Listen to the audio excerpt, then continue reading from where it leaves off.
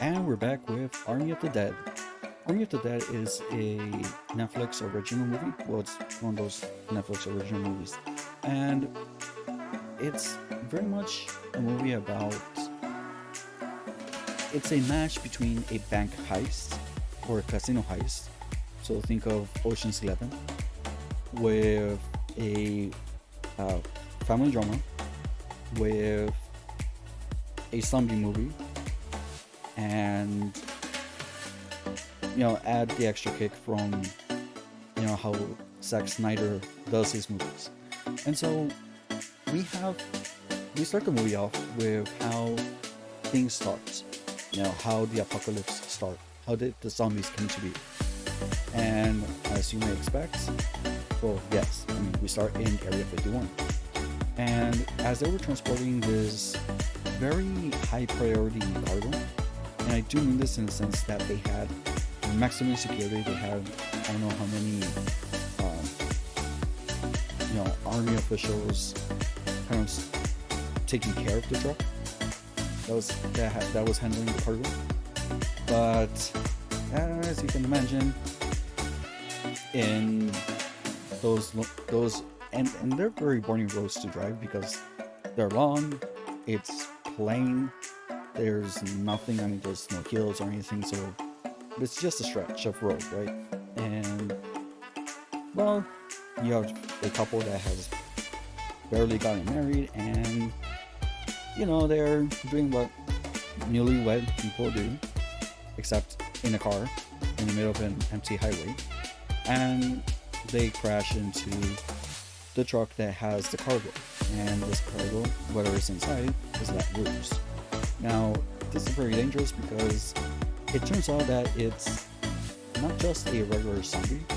It's a highly intelligent and highly capable zombie. The type that he runs, he growls, he will destroy you, and no matter how many bullets, he is not dying. So, yeah. The only one thing that I'm kind of wondering is that in this whole movie, it appears that it's very much contained to Las Vegas itself, or more specifically, like the Strip. And so I think it's just happening there. It's not like it's a widespread in throughout the whole globe type of thing. It might just be in the Strip, not even the whole entire of Las Vegas. It's just the Strip. For those who are not familiar, when you go to Las Vegas, the part that people think of the most, where there's all the casinos, where there's all the attractions, and where, you know, what people think of as Las Vegas is actually just kind of this stretch of road, this street, and it's not the entire street. It's just kind of like this small section, and that's where the majority of the tourist attractions are located. Of course, there's other things that you can do in Las Vegas, but eh, you know, it's very fitting that the apocalypse happened in Las Vegas because people there are quite dead. Okay, I'm joking, but um, anybody who's been to Las Vegas, to the actual Las Vegas, not kind of like the touristy casino part, will know that there's a lot of people that, just like in any major city, you see them and they're kind of dead inside, you could say. That they're just going through the motions, doing whatever they can to survive and to provide for their family. So it's not like a very. I lived there for a very brief time, but still, you, it's not like a nice city where you want to live the rest of your life. And even the attractions are not that great unless you have the money for it. And even then, not everything is fantastic, but that's just kind of like my opinion on the place. I mean, I have family members that live there, but I wouldn't necessarily want to stay there again for too long. But that's way off topic. So the way that this movie started, we see how the zombies became a problem, at least in that section of Las Vegas, which has been kind of cut off. So they have these freights that are used as a barrier to delimit where the zombies are contained. And from what we gather, there's people that are not able to escape the city just yet, uh, or kind of like the nearby area, and they need kind of transportation to be able to be taken out from there. And so this is where we see how kind of people semi adapt. So you do have the people that are, those selling hamburgers. There's people that are selling drugs. People that are trafficking things across from where the zombies are, because there's obviously going to be, you know, things to loot. There's going to be treasures. There's going to be um, money, as an example. And this actually becomes a very important point because Bautista's character, he's out making burgers, but he is an ex-military. And when he's called in by this, he's the type of person that is very much like a CEO or like a um, owner of a major company. I mean, he's like a very high status figure. He reaches out to him, and then he is offered a deal to go across and go to, I think it is Mandalay Bay, the casino, because he has millions and millions of dollars in there. I think he said 500 million, something like that. And that he was going to get, I believe, like 10% or something like that. And he accepts. He says, yes, I will. Of course, there's a bit of hesitation and all that, but that's when he begins to gather up the crew, of course. Now, the other thing to know about this is that Batista has a daughter. And the reason why I mentioned this is because there are several things that happened that could have been easily prevented and that would have made this movie much, much shorter. Now, don't get me wrong, this movie was enjoyable. You don't feel like it's over 2 hours. You it actually feels like a regular an hour and a half movie, but there's a lot going on. And so it's not bad, but you do notice that if there were two things that happened differently, then none of this would have happened. Well, more than half the movie wouldn't happen. So what are these? Well, if you wanted to kind of listen to the review itself of the movie and not for any spoilers, it's a great action movie which has zombies. They do put like an interesting spin to it, which is it's not just the mind eating zombies that are gonna slowly walk towards you and that there's gonna be a horde trying to eat you. There's actually more to it than that. And the way that something that zombie movies that don't do that much often is that there is a play between the area where there's an apocalypse and the rest of the world which where it still hasn't happened, which is still normal, but then they have to kind of confront the situation. So it's one of those plot points that we don't see that often, but it's very interestingly handled in the situation. Of course, we only get to see the resolution on the plot point with the characters, but I would be interested in seeing, at least as a small sequel, how if it was resolved, the zombie situation, or at what point does it spread throughout the rest of the world. So that would be the one thing, right? So it is a good movie to watch. Do not take it too seriously because it's not a movie to be taken seriously. Bautista was an excellent actor in this. I mean, him and I believe her name is Ella Purnell. She plays the role of the daughter. They have a very unique dynamic. I mean, they do mesh well together as father daughter, and even with the typical fights that you would see between a parent and their child, you do feel that, and that is wonderful to see. We also see, well, maybe that's not, maybe that's just me, but there's this other character who I've seen her in Mexican films, and I haven't, watched any of her uh, acting or any of her. Um, I haven't watched anything from her for many years, and that's Ana de la Reguera, and she was also fantastic in this film. Oh, and also that one German guy, Matthias. I'm not even going to try to say his last name, but the role he plays and the way he plays it, outstanding. And then, well, I'm not going to go into spoilers. I'll leave it there. So if that was it, I mean, see you later, and I'll continue on with the spoilers. So, what will happen? And the two plot points that I'm talking about is, wait, hold on. Okay, so did anybody who not want spoilers stay? Did they all leave? All right, good. Right, let's continue. So, the two plot points are these.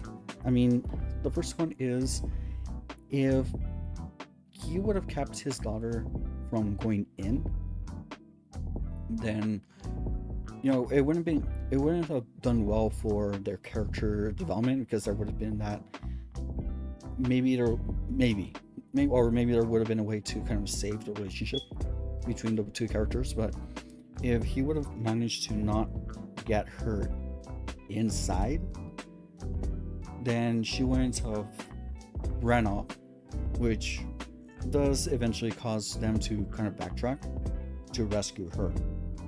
So once they do manage to reach the casino and do what they were meant to do, they do manage to escape on the helicopter. However, because they have to backtrack, that is where we see at least two other people die in that backtracking. So that's one point. The other point is that when they go in, obviously they're not allowed to go in, and so they have this, and they do call her coyote, which again, for those who are not familiar, along the border you do have, illegally of course, people who will cross people across the border, and they are typically known as coyotes. Don't ask me why, no idea, but the fact remains that when she is going to cross them over, when she's going to help them get to the other side and also kind of navigate throughout the area, because it's going to be a little bit different. Well, now we have this issue that they bring along a guard, one of those guards that are kind of patrolling the area, and he's particularly nasty with women. Um, you know the type. He'll use his authority over them, and he'll also go to the point in which he'll, um, assault them in a more physical manner that no woman would want to be assaulted in. And so, what happens is that when they're inside, if they hadn't brought him in, that would have been one thing. But here's the other. When they go inside, um, they also bring along somebody from representing the interests of, the guy who hires them. And so his job, put open, aerial quotation marks, um, because the way he tells them is that he's just going to make sure that they don't do anything with the money. He's just there to make sure everything goes according to plan. Okay, understandable. But the real reason is that he's there for a sample, and a sample of the new zombies, because apparently it's not just that there's zombies. There's two different types of zombies. You have the ones that are your typical zombies that are kind of slow moving, they're dead. But then you also have the smart ones, the ones that are more intelligent, and they form their own group, very similar to Lord of the Flies, if you can imagine it. And so the original zombie, he's the one who's in charge, and he even has like his own mate and all that. But the fact is they have their own rituals. And so the girl who brings them over and is navigating them through the whole area, something that she explains is that it's not that they're going to be locked in, they're actually locked out because now they're in the zombies' territory. So it's not that they enclose the area and now they're masters of whatever. They're the ones who are in the vulnerable position, which leads to they have to do certain things to be perceived as not a risk and be able to navigate the area without worrying about dying. And so when they bring over the guard, the purpose was that, and she didn't really tell them this when she was gonna cross them over. So she shoots the guard in the leg so that he can't walk and he's on the ground, and offers him as a sacrifice. They accept it. So you have two zombies that come out, they inspect him, take him over, they accept the offering. Okay. If they would have if they would have forgotten about the guard and instead would have given up this guy from the guy who was hiring them, then a major part of what happens inside would have been avoided. Because once they actually get the money, it's not about the money. The guy, what he does is that he's only there for a sample. He collects a sample, he locks them out, and tries to run away with the helicopter. That leads to them having to kind of do a whole workaround in order to get up top where the helicopter is, in on top of the Mandalay casino. Well, casino, hotel, building. And not only that, but because of this, it attracts a lot of zombies. And not just this, because why are zombies after them is not because they hurt them, but it's because when he grabbed the sample from, if you remember, the original zombie has a mate. Well, basically, he took her head. And now he is angry. All the zombies are going to respond to his commands, and they're after them because his mate was killed. And so, not just that, but she was pregnant as well. So, not only did the guy kill his mate, he effectively killed his unborn baby as well. Yeah. And that's what happens.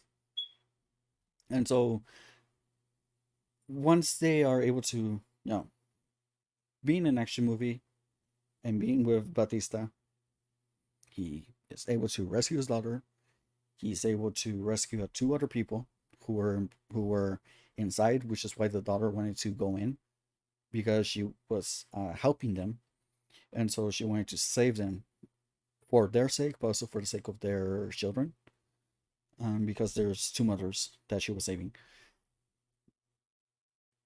They barely make it out in time because, as you can imagine, if you have an area that's going to put the greater population at risk, in movies, what they typically do is that the government will shoot nuclear missiles because, of course, just radiate the whole area. And they barely make it out. Well, not all of them. The daughter and the two survivors are the ones that make it out. Batista, he does not make it. And that's kind of where the movie ends. Now, I realize that has been a lot, but it is a good movie.